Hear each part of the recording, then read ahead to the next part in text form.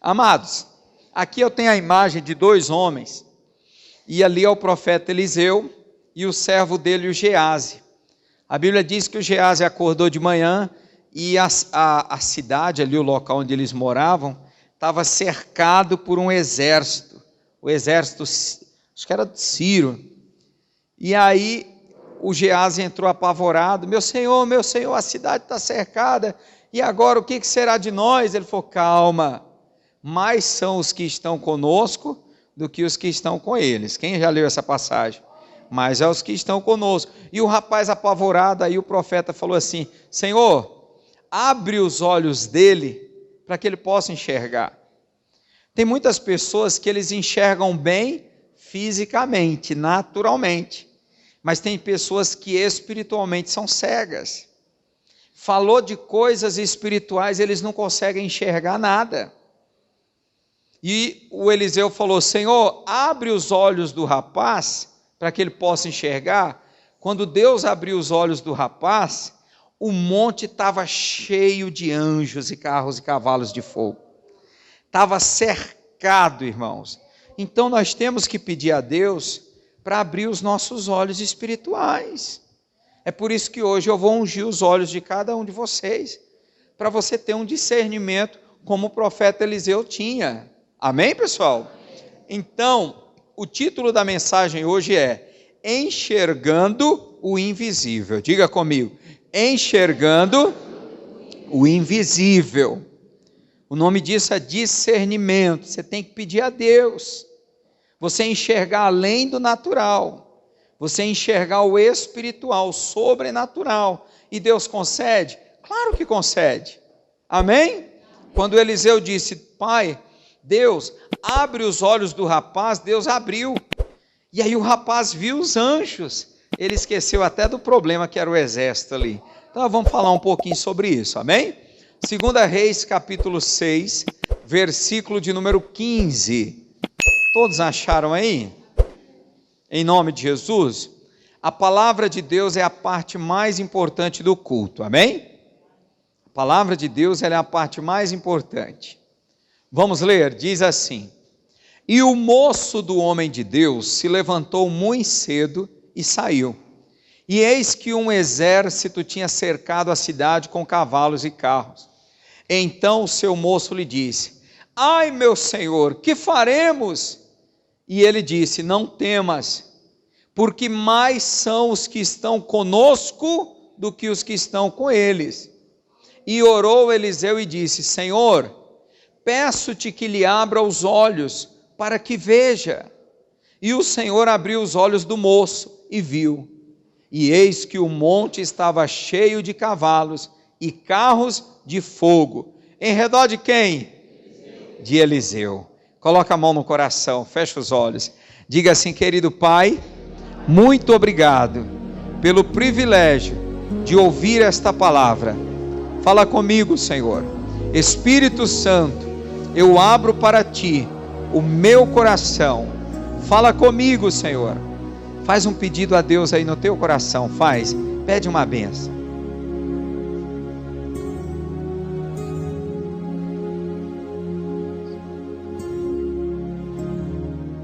Diga graças a Deus. Amém? Vamos ler o versículo 15 então. E o moço do homem de Deus se levantou muito cedo e saiu. E eis que um exército tinha cercado a cidade, com cavalos e carros. Por que isso estava acontecendo? Porque eles haviam descoberto que Eliseu era a fonte do problema, que ele estava impedindo as vitórias daquele exército maligno contra o povo de Deus. Eu já preguei aqui há poucos dias. A Bíblia diz que o exército inimigo tramava uma emboscada contra Israel, só que Deus ia lá e revelava para Eliseu. Não sei se alguém vai lembrar. E aí revelava para o Eliseu, e o Eliseu contava tudo para o rei. O rei, eles estão planejando uma emboscada em tal lugar. Não passe por lá. Eu até preguei, você vai lembrar, eu dizia assim: por que Deus revelou para Eliseu, mas não revelou para o rei? Porque o rei não tinha intimidade com Deus, não tinha comunhão com Deus. Deus quer revelar o plano dele, mas para aqueles que têm intimidade. Então o rei inimigo ficou irado. Tem alguém aqui que é por Israel? Tem algum fofoqueiro aqui? Tem algum X9 aqui, né, no dito popular dos nossos dias? E alguém falou, não, meu senhor, é Eliseu, o profeta lá de Israel. Ele tem tanta intimidade com Deus, que tudo que o senhor fala na tua câmara de dormir, lá na tua cama, ele conta para o rei de Israel. O Deus dele revela a ele, e ele conta para o Deus de Israel. O que o rei lá com o seu exército fez? Então nós vamos pegar Eliseu. Nós vamos na fonte do problema. Eles discerniram que Eliseu era a pedra ali, o atrapalho. Então presta atenção. Todos os planos que eles traçavam para derrotar Israel davam errado, pois Deus revelava tudo para o profeta Eliseu, que logo alertava o rei para que se livrasse da emboscada. Nós que gastamos tempo na presença de Deus, orando e intercedendo pela nossa família, sempre seremos o alvo principal de Satanás. Entenda, o diabo está querendo destruir um familiar seu, mas aí toda vez que o diabo tenta destruir o familiar, você está em oração, você está vindo à igreja, você está fazendo campanha, você está intercedendo, você está clamando. O que vai acontecer? O inimigo vai deixar ele de mão e vai vir atacar você agora. Aí você já viu o crente que diz assim, quanto mais eu oro, mais assombração aparece? Quanto mais eu vou para a igreja, parece que fica pior? Comecei a fazer a campanha, ao invés de ficar mais fácil, ficou mais difícil? Eu estou fazendo a campanha pelo meu marido, e agora o meu marido é um ódio contra mim. Mas é claro, os demônios que estão na vida dele, discerniram que você é a barreira, para que eles não consigam destruir o seu marido, o seu familiar. E eles vão atacar quem? Você. Agora eu entendi, pastor. O exército não foi mais para cercar o rei, ele veio cercar o lugar onde Eliseu morava. Vamos pegar o Eliseu, porque enquanto esse Eliseu estiver vivo, enquanto essa mulher estiver indo na igreja, enquanto essa mulher estiver fazendo essa campanha, trazendo esse elemento da campanha, essa rosa aqui para casa, nós não vamos destruir essa família, então não vamos deixar ela ir para a igreja, não. Não vamos deixar ele orar, não. Vamos colocar sono, vamos colocar cansaço, vamos fazer ele ficar com raiva da igreja, vamos fazer ele ficar com raiva do pastor, para ele não ir mais para a igreja, porque se continuar indo para a igreja, nós não vamos conseguir concluir o nosso plano. Você está entendendo? Por que é tão difícil servir a Deus? Por que é tão difícil fazer uma campanha? É tão difícil fazer um jejum, levantar de madrugada para orar? Porque o diabo já discerniu. Eu não posso deixar ela orar. Eu não posso deixar ela firme. Se eu deixar essa pessoa firme, ela vai atrapalhar os meus planos. Nós que gastamos tempo na presença de Deus, orando e intercedendo pela nossa família, sempre seremos o principal alvo de Satanás, pois, uma vez que ele consiga nos barrar, o caminho estará livre para ele destruir a nossa família. Se ele conseguir parar você, impedir você de vir à igreja, impedir você de fazer a campanha, o caminho vai estar livre, meu filho.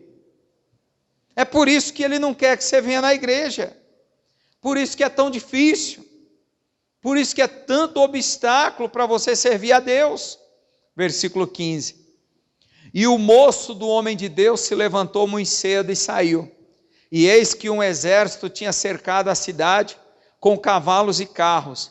Então o seu moço lhe disse: ai, meu senhor, que faremos? O rapaz está apavorado, o rapaz está assustado. E ele disse: não temas, porque mais são os que estão conosco do que os que estão com eles. Olha a diferença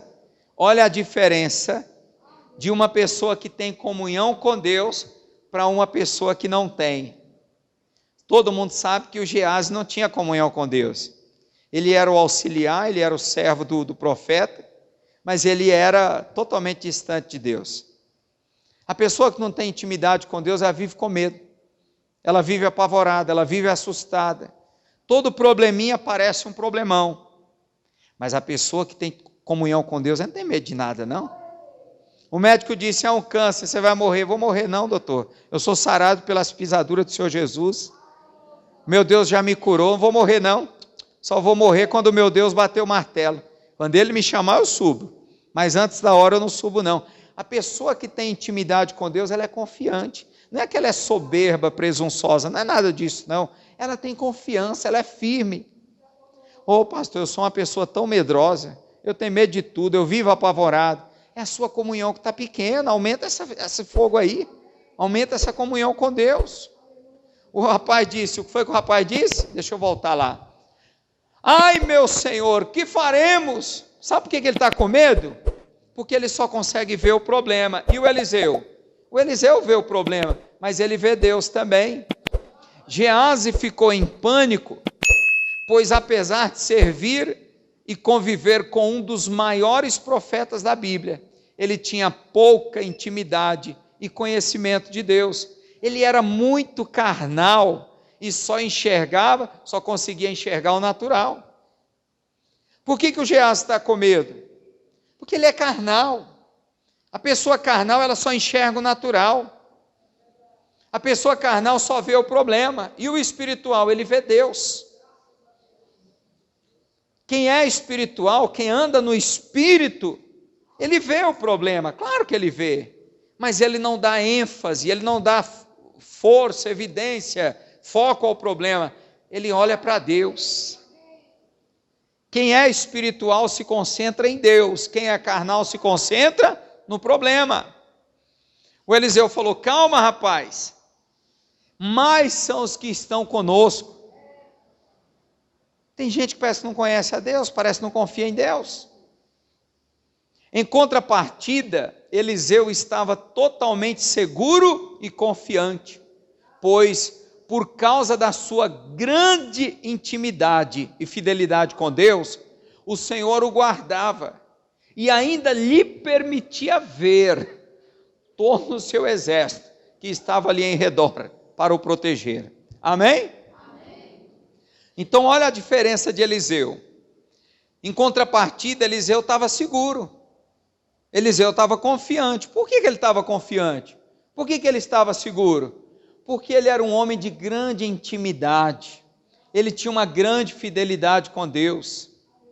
A pessoa que é fiel a Deus, ela não tem medo. A pessoa que pratica a palavra de Deus, ela não tem medo de mal olhado, de macumba, de praga. A pessoa que é fiel a Deus, ela não tem medo. A pessoa que é um dizimista fiel não tem medo de ficar desempregado. A pessoa que é um dizimista fiel não tem medo de amanhã chegar o dia de pagar a parcela do carro, o aluguel, a prestação e não ter dinheiro, porque ela sabe que ela é fiel, e se ela é fiel, Deus vai honrar. Mas quem é infiel só anda com medo. Quem é infiel só anda preocupado, inseguro, ansioso. Por que o Eliseu está confiante? Porque ele tem intimidade. Ele é fiel, ele conhece o seu Deus. Amém, pessoal?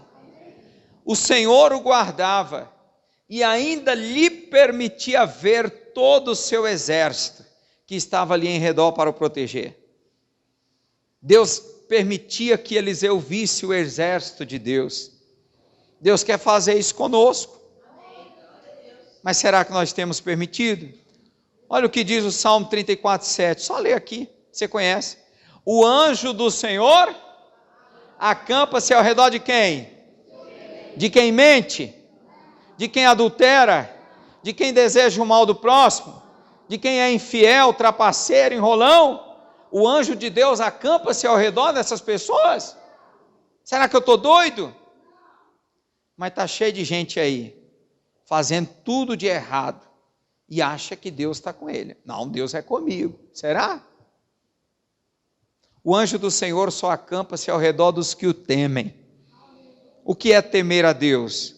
É guardar, é praticar a palavra dele. Se a palavra manda eu orar pelo meu inimigo, então eu não vou amaldiçoar. Se a palavra diz que eu tenho que perdoar, então eu vou perdoar. Se a palavra diz que eu não posso mentir. No momento que eu pratico a palavra de Deus, eu estou andando em temor, no temor de Deus. Nesse momento o anjo está ao meu lado. Quando eu deixo o temor de Deus, o anjo sai. Eu preguei aqui sexta-feira, preguei ontem para os obreiros também, a passagem lá em 2 Reis também, 1 Reis 13, né? Daquele profeta jovem, que Deus disse, você vai lá profetizar contra o altar de Jeroboão, você não vai comer pão lá, não vai beber e nem vai voltar pelo mesmo caminho. O rapaz tinha um mandamento de Deus, enquanto ele estava guardando o mandamento, Deus estava protegendo. Só que aí apareceu um profeta velho, eu digo para você, cuidado com o profeta velho, hein? Cuidado com esse povo que acha que já é mais santo do que Deus. E o profeta velho falou assim, ó, Deus mandou um anjo me dizer para chamar você para ir na minha casa comer. E o rapaz falou, não, Deus falou para eu não comer pão nesse lugar, nem beber, nem voltar pelo mesmo caminho. Falou, não, mas eu também sou profeta. E Deus mandou um anjo dizer que é para você comer na minha casa. Deus tem duas palavras? Um dia Deus fala uma coisa e outro dia fala outra. Ontem você não podia beber, agora já pode. Ontem não podia separar, né, abandonar o casamento para contrair outro. Agora já pode. Como é isso? Deixa eu abrir um parênteses aqui para ninguém interpretar mal. Tem sempre alguém chegando na igreja. A Bíblia só dá 2 brechas para você casar de novo. 2. Primeiro, se ficar viúvo. Quem fica viúvo fica solteiro. Segundo, adultério. Não vou falar de mim não, que está amarrado. Se um homem e uma mulher, se o homem adulterou e está comprovado o adultério, a mulher está livre para seguir o caminho dela. É a Bíblia quem diz. Se a mulher adulterar, o homem é que está livre. E a pessoa que adulterou, a Bíblia diz, se casar, comete adultério. Esse aqui já está no pecado, eu não sei nem o que tem que fazer. Principalmente quem já conhece a palavra, amém? Quem não conhece é outra história. Pastor, eu abandonei minha esposa, meu marido, mas eu não conhecia a palavra. Então Deus não leva em conta o tempo da ignorância. Mas quem já conhece a palavra é outra história. Por isso que crente tem que pensar bem para casar, porque se não der certo, a coisa é mais diferente. Amém, pessoal? Então, enquanto você guarda a palavra, você está no temor. Enquanto você está praticando a palavra, você está no temor de Deus. E o anjo de Deus está ao seu redor te protegendo. Mas no momento que você mente, trapaceia, no momento que você deseja um mal para o outro, guarda ódio, mágoa, nesse momento o anjo sai de perto. Ah, Deus é comigo. Depende. Deus é comigo se eu ando na verdade, se eu sou honesto. Amém, pessoal? Muitas pessoas só não estão ainda conseguindo vencer suas batalhas porque não têm conseguido enxergar as coisas com olhos espirituais, a ponto de ver Deus guerreando ao seu lado. Muitas pessoas só ainda não estão vencendo, porque elas estão mais concentradas nos problemas do que em Deus. Elas não estão olhando para Deus, elas estão olhando para o exame do médico, estão olhando para a fatura do cartão, estão meditando nas palavras do marido que disse, eu não te quero mais, eu quero separar, eu vou embora. E enquanto você enxerga só problemas e não consegue enxergar Deus, você vai viver abatido, desanimado, sem força, você vai querer abandonar tudo. Por que o rapaz estava desesperado? Porque espiritualmente os olhos dele estavam fechados, ele não conseguia ver Deus. Por que o Eliseu está confiante? Porque ele está conseguindo enxergar Deus. Quando estamos convictos de que Deus está conosco, não tememos nada, enfrentamos tudo que aparecer pela frente. Quando a pessoa tem convicção de que Deus está com ela, de que Deus é por ela, diga, se Deus é por nós, quem será contra nós? Repito, não estou falando de soberba, presunção, estou falando de fé. Quando a pessoa é convicta, quando ela está convicta de que Deus é com ela, ela não foge da luta, ela não foge da raia, ela enfrenta o que der e vier, é assim ou não é? Não, eu vou lutar e vou vencer, não vou desistir da minha vida, não vou me entregar para esse câncer, não vou desistir, vou continuar estudando, vou bater numa porta, não abriu eu bato na outra, não abriu eu bato na outra, vou oferecer para um cliente, não quer comprar, ofereço para outro. A pessoa que crê, que acredita que Deus está com ela, ela é convicta, ela é firme, ela é intrépida, ela parte para cima do problema, como disse Davi, persegui os meus inimigos e não voltei, senão depois de os ter consumido. Diga graças a Deus. Enquanto Geazi só conseguia enxergar o problema, o exército inimigo, Eliseu, servo de Deus, também enxergou o problema, claro, mas, diferente do moço, seus olhos estavam fixos em Deus. Para onde você está olhando na tempestade? Davi disse: eleva os meus olhos para os montes. Eu estou vendo os montes são os problemas. Eleva os meus olhos para os montes, eu vejo os problemas. De onde me virá o meu socorro? É dos montes? Não, o meu socorro vem do Senhor. Para onde você olha no meio da tempestade? Pastor, eu estou no meio de uma guerra. Para onde você está olhando? Para o inimigo ou para Deus? Davi, por que Davi teve fé para enfrentar o gigante? Porque Davi estava olhando para Deus. Ele falou: hoje mesmo o Senhor me dará a tua cabeça na minha mão. Ele não disse: eu vou te derrotar, eu vou te vencer. Não. O Senhor vai me dar. O Senhor vai me dar a vitória. Por quê? Porque ele estava olhando para Deus. Geazi focou toda a sua atenção nos soldados inimigos. Por isso o temor tomou conta do coração dele. O jovem focou toda a sua atenção no problema, nos soldados inimigos, no exame médico, nas palavras. Por isso que o temor tomou conta do coração dele, por isso que ele estava ali apavorado. Versículo 17. E orou Eliseu e disse: Senhor, peço-te que lhe abras os olhos para que veja. Uai, pastor, mas ele não enxergava não? Ele só enxergava o natural. O Eliseu está falando de coisas espirituais. Quando Deus disse assim: Adão, Eva, se vocês comerem do fruto, vocês vão morrer. E aí a serpente veio e falou assim: não é bem assim não, pode comer, você não vai morrer não. Deus estava falando de morte espiritual, Satanás estava falando da morte física. A Eva comeu e disse: você está vendo aqui, Adão, Deus mentiu, não está escrito, mas só faltou foi dizer. Aqui, Adão, Deus mentiu para nós. A serpente é quem estava falando a verdade. O que tem de gente acreditando na serpente aí não está escrito, tá? O que tem de crente bobo acreditando em serpente não está escrito. Aqui, Adão, não está escrito, mas só faltou foi dizer: Deus mentiu para nós. Quem está do nosso lado é a serpente falou a verdade, porque eu comi e não morri. Morreram. A primeira coisa que eles tiveram foi o quê? Medo. Ouvi a tua voz e temi. A pessoa, quando ela está morta espiritualmente, ela vive cheia de medos. Medo de não arrumar emprego, medo do marido trair, medo de o filho morrer, medo de não pagar a conta, medo disso, medo daquilo. E orou Eliseu e disse: Senhor, peço-te que lhe abras os olhos para que veja.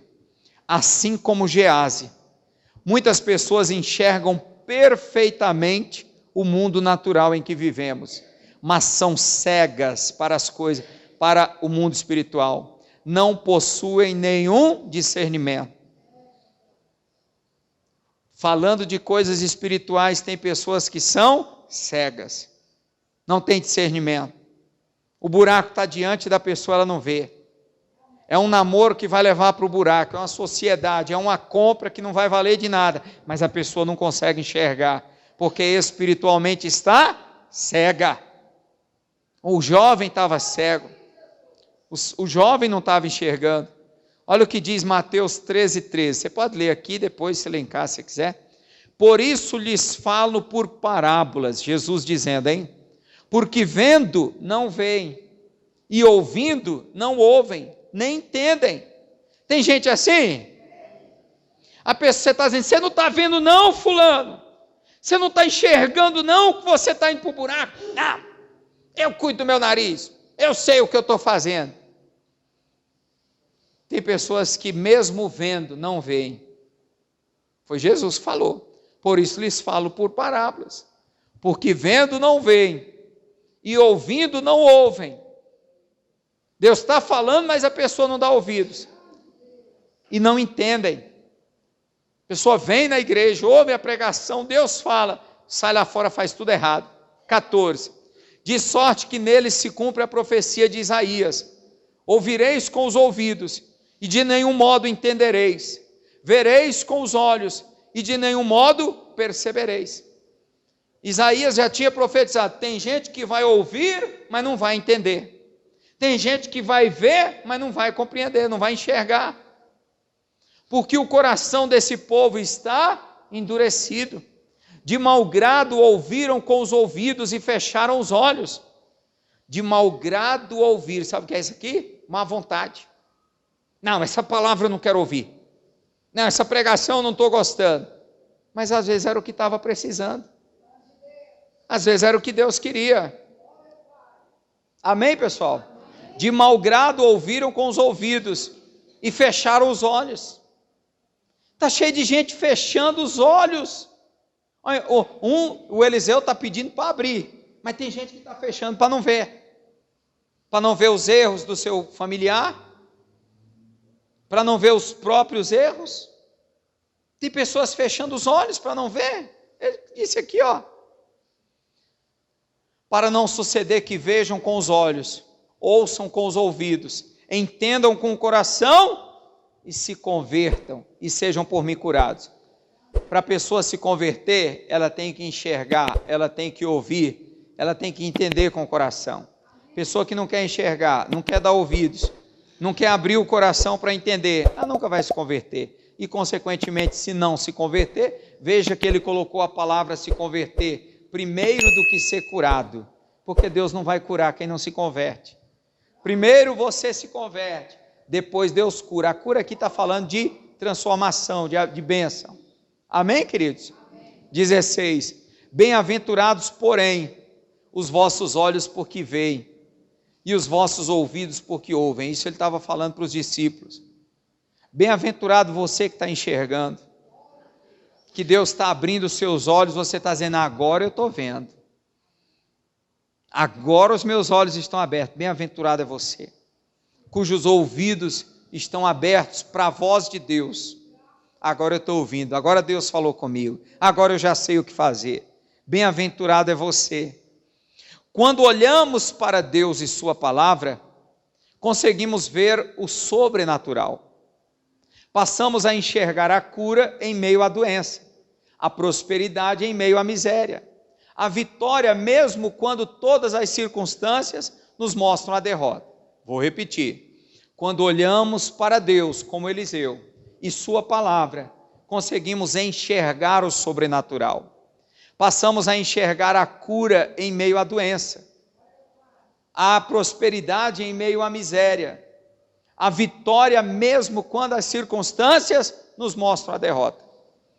Quando os seus olhos espirituais estão abertos, os seus ouvidos, quando o seu coração está aberto para Deus, você está com fé em Deus, você consegue enxergar a vitória mesmo no meio da derrota. Tudo está dizendo que não vai dar certo, mas você diz, vai dar certo. O meu Deus vai colocar a mão. O meu Deus vai virar esse jogo. O meu Deus vai fazer acontecer. Quem está entendendo? Diga glória a Deus. Versículo 17, volta lá aí na sua Bíblia. 2 Reis 6,17.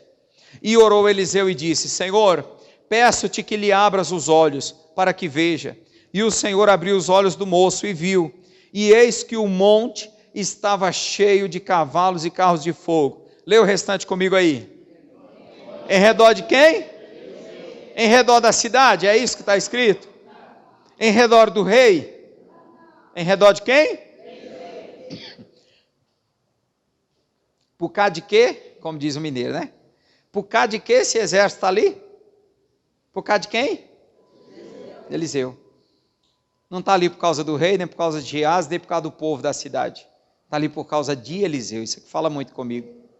Vejam, o exército de Deus estava ao redor de Eliseu e não de Geás. Cada palavra na Bíblia é colocada, encaixada bem direitinho, irmãos. Tudo é testado. A Bíblia faz questão de dizer, e o exército de Deus estava ao redor de Eliseu. O anjo de Deus está lá na sua casa, talvez não por causa do seu familiar, mas por sua causa. Deus está ali por sua causa, porque se você sair, Deus sai junto. Se você sair daquele trabalho, daquele setor, Deus sai também. Deus está ali por sua causa. O exército de Deus estava ali para livrar e proteger a Eliseu, que era um servo fiel, mas não a Geás. Eu te garanto. O anjo do Senhor acampa-se ao redor dos que o temem. Se fosse por causa de Geazi, o exército não está ali. O exército estava lá por causa de Eliseu. Vamos ler o que diz o Salmo 91? Agora eu quero que você abra. E eu finalizo aqui com o Salmo 91, porque nós vamos comer o corpo e beber o sangue de Cristo agora. Vamos ler o Salmo 91. Abre aí na sua Bíblia. Quem já leu alguma vez o Salmo 91? Todo mundo, né? É um dos salmos mais lidos, 91 e o 23. Todos acharam? Vamos ler? Quem puder, eu pus aqui na telinha também. Versículo 1, vamos ler. Aquele que habita no esconderijo do Altíssimo, à sombra do Onipotente. 2, direi do Senhor, Ele é o meu Deus, o meu refúgio, a minha fortaleza, e nele... Esse salmo é a cara do Eliseu, rapaz. Direi do Senhor, Ele é o meu refúgio, o meu Deus, o meu refúgio, a minha fortaleza, nele eu estou confiando. Versículo 3, vamos lá. Porque Ele te livrará do laço e da peste. 4, Ele te cobrirá com as suas penas, e debaixo das suas asas estarás seguro. A sua verdade é escudo e... Não temerás espanto, nem seta que voe de dia, nem peste que ande na escuridão, nem mortandade que assole. Acabou, meu filho. Quem habita no esconderijo não tem medo de nada, por isso que o Eliseu está confiante. O Geazi passou a noite dormindo, comeu demais, tendo pesadelo. E o Eliseu talvez passou a noite orando. Talvez passou a noite na presença de Deus. Amém? 7. 1000 cairão ao teu lado, 10.000 à tua direita, mas tu não serás atingido. Somente com os teus olhos olharás e verás a recompensa dos ímpios. 9. Porque tu, ó Senhor, és o meu, o Altíssimo é a tua habitação. 10. O mal te sucederá, nem praga alguma chegará à tua tenda. 11. Porque aos seus anjos dará ordem a teu respeito, para te guardarem em todos os teus caminhos. Parece ou não parece com Eliseu aqui? Nenhum mal vai chegar na tua tenda não, meu filho. Mas para isso tem que ser fiel a Deus. Para isso tem que ter compromisso e aliança com Deus. Poxa vida, nós temos um Deus tão maravilhoso. Olha aqui, ó. Ó, porque aos seus anjos dará ordem a teu respeito. A você que é fiel, você que tem compromisso. Os anjos estavam ao redor de quem? De Eliseu. Estavam ali por causa de Eliseu. Não era por causa do Geazi, não. Os anjos estão lá por sua causa, lá na sua casa. Bonito, né? 12. Eles te sustentarão nas suas mãos, para que não tropeces com o teu pé em pedra. 13. Pisarás o leão e a áspide, calcarás os pés o filho do leão. Está falando de quem aqui, meu irmão? Está falando do capeta. Leão representa Satanás, a áspide representa Satanás, a serpente. Pastor, mas a Bíblia não diz que Jesus é o leão da tribo de Judá? Jesus é o leão. Satanás quer ser. Ele quer ser representado por um leão. O Satanás não é leão, não, ele é serpente. Tem hora que ele finge de leão. Mas leão muitas vezes representa ele na Bíblia, tá?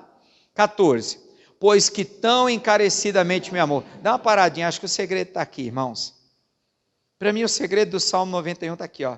Pois que tão encarecidamente me amou, algo caro, alguém que pagou um preço por amor a mim. Irmãos, você já pagou algum preço por amor a Jesus? Quantos de nós já fomos rejeitados por parentes, pelo cônjuge? Quantos de nós aqui, né, por amor a Jesus, já fomos, né, colocados de lado? Ame a Jesus, amém? Se tem alguém nesse mundo que nunca vai te abandonar, é Jesus. Nunca vai virar as costas para outro. Mesmo quando você errar, Ele vai estar lá te ajudando. Não que Ele passe a mão no erro, não é isso. Mas Ele está ali para te consolar. Pois que tão encarecidamente me amou, também eu o livrarei.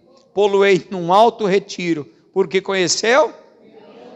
Ô anjos, vão lá livrar Eliseu.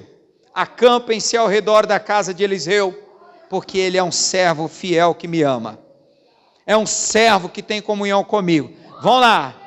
E o Geazi, Senhor? O Geazi só vai se livrar por causa de Eliseu, porque se ele estivesse sozinho, ele ia enfrentar o exército. É a verdade, amigos, é a verdade. Pois que tão encarecidamente me amou, também eu o livrarei. Pô-lo-ei num alto retiro, porque conheceu o meu nome. 15. Ele me invocará, e eu? Olha aí, ó, tem gente que fala assim, eu oro, mas Deus não responde. Eu oro, mas Deus não está me ouvindo. Pois é, tem que amá-lo, encarecidamente. Ele me invocará, e eu responderei. Estarei com ele na angústia, livrá-lo-ei e o glorificarei. Para finalizar, dar-lhe-ei abundância de dias e lhe mostrarei. Mostrar salvação aqui significa assim, ó, vou fechar com chave de ouro. Aplauda Jesus aí, bem forte. Oh, glória a Deus.